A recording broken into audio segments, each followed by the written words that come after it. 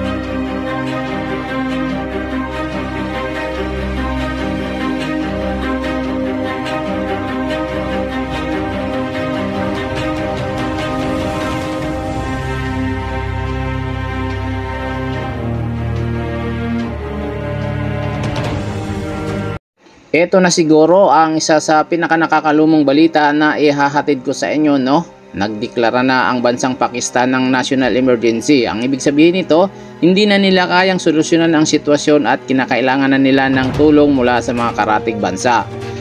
Kalunos-lunos ang nangyari sa mga Pakistani. Sa unang araw pa lamang mahigit 1,000 katao na agad ang nasawi. Hindi sila handa sa trahedyang dumating. Marami ang binaliwala ang babala ng gobyerno. Sinalanta sila ng isang cloudburst. Walang tigil na ulan na nagbunga ng pinakamatinding flash flood sa kasaysayan. Daloy ng purong putik galing sa kabundukan. Winasak ang lahat ng madadaanan, parang isang halimaw na walang pinatawad. Ayon sa mga eksperto, ang lupa at sa kabundukan ng Pakistan ang isa sa pinakamalambot sa buong mundo. Kaya naman napakabilis ng agos ng tubig pababa sa mga bayan. Nagbibigay ng halos walang tsansang makaligtas sa mga taong matitigas ang ulo. Wala nang pakinabang ang mga sasakyan na pinaglaruan ng puwersa ng putik kahit gaano pa ito kamahal. Maging ang mga alagang hayop ay pilit sinasalba ng mga tao, ngunit sa tindi ng baha, wala na silang laban.